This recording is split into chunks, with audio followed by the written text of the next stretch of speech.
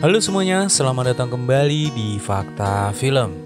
Kali ini Fakta Film akan merekap alur cerita film dari tahun 2015 yang berjudul The Abandoned.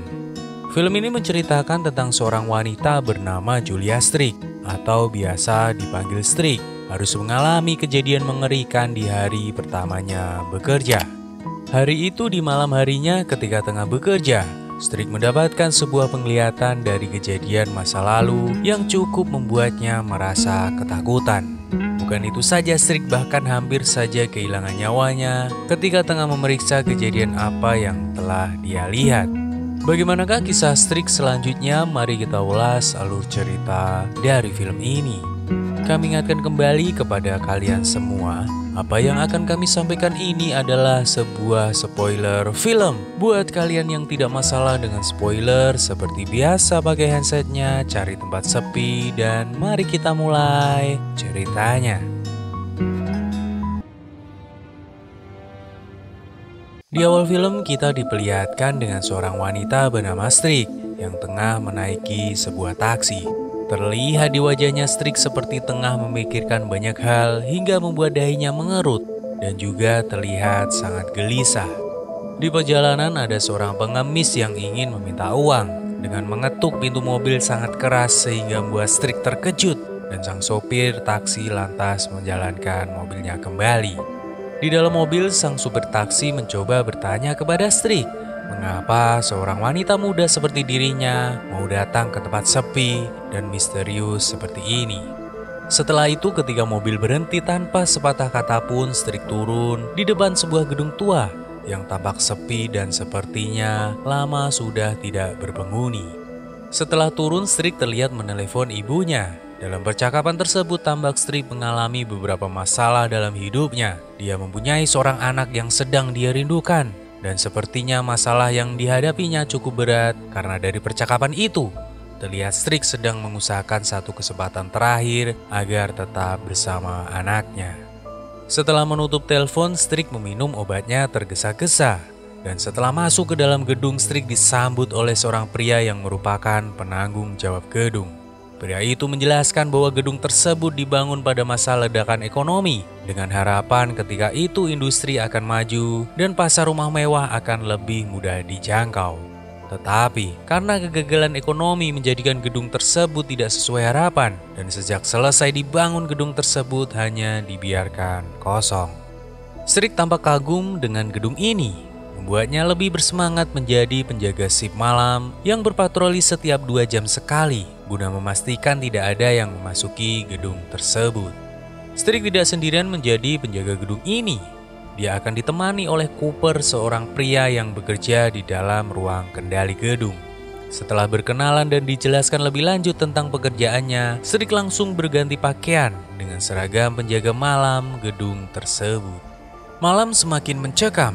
Angin bertiup kencang dan prediksi badai malam ini sepertinya memang akan terjadi.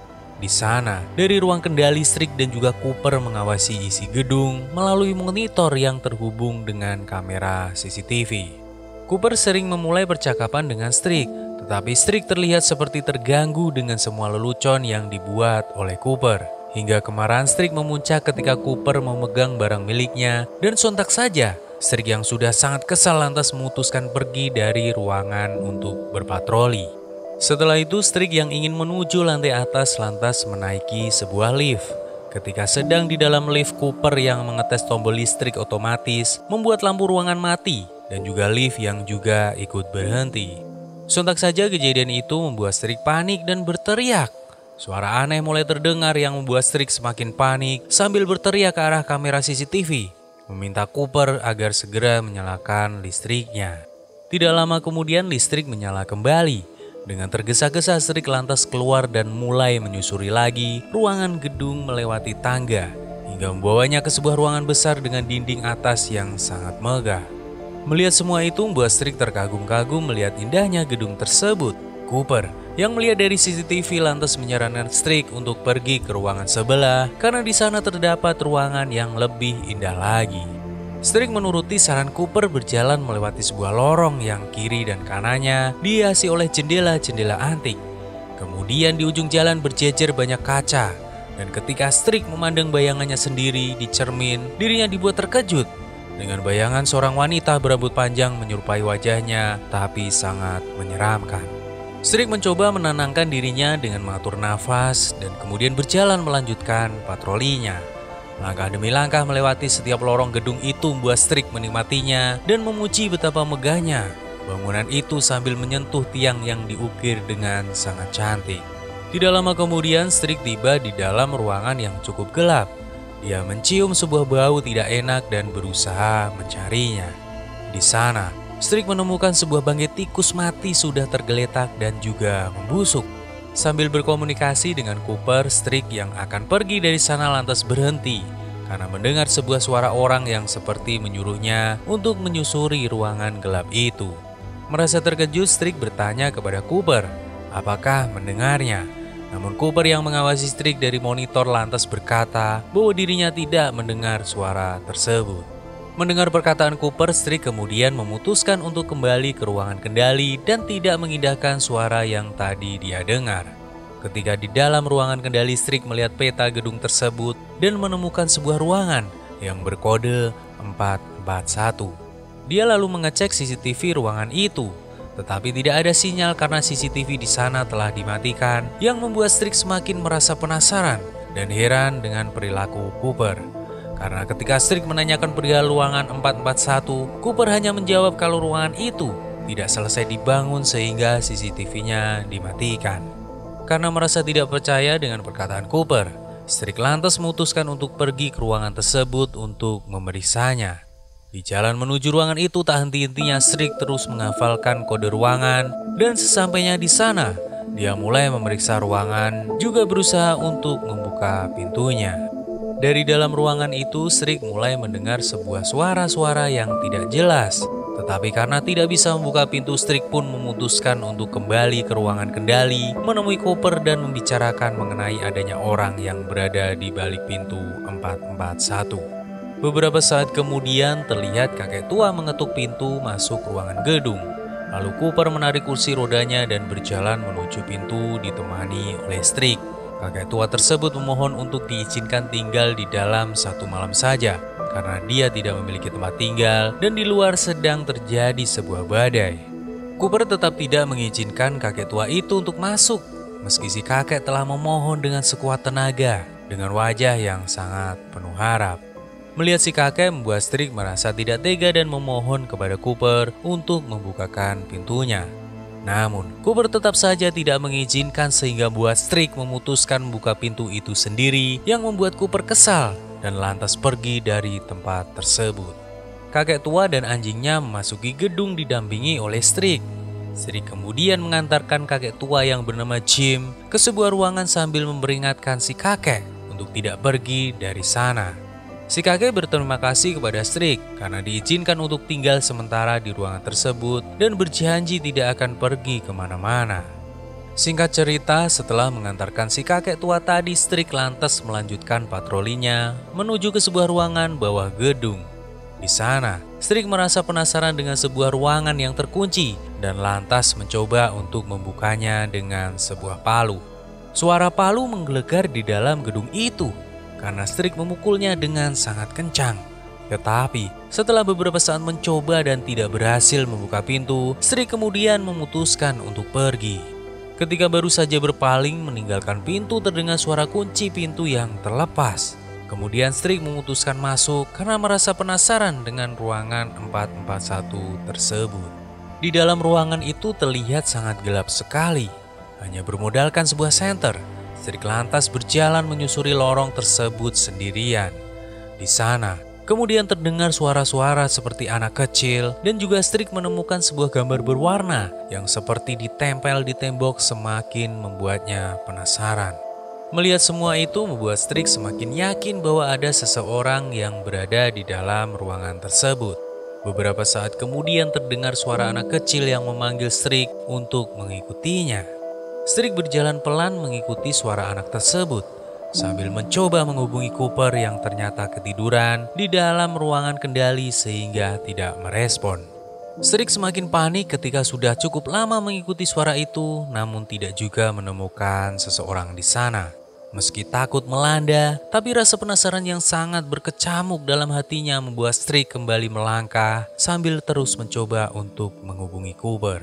Beberapa saat kemudian ketika Cooper telah terbangun, dirinya merasa terkejut dengan suara Streak yang seperti panik memanggil-manggil dirinya.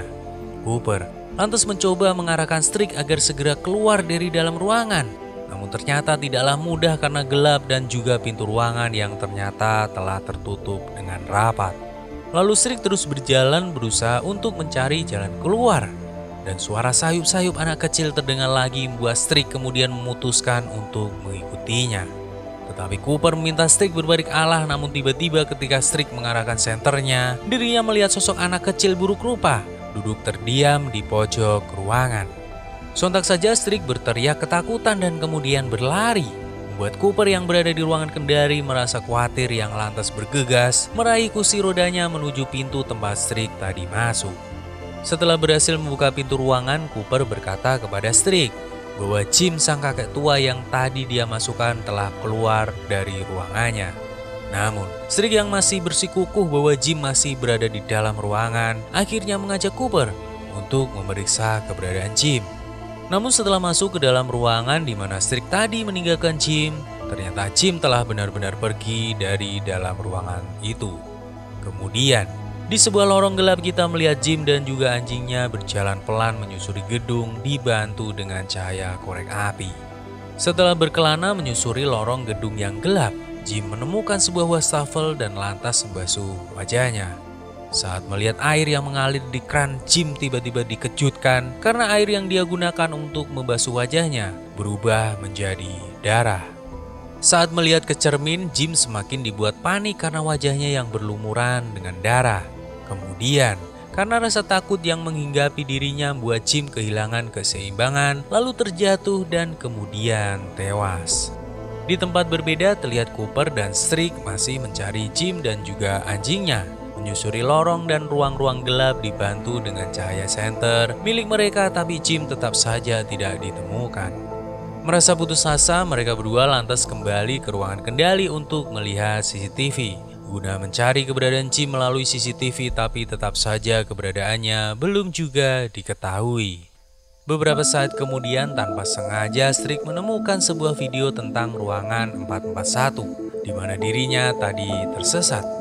Melihat apa yang ada di dalam rekaman video tersebut membuat Streak terkejut dan juga terharu karena isi video itu menceritakan tentang anak-anak yatim piatu yang tinggal di sana dengan keadaan yang cukup memprihatinkan.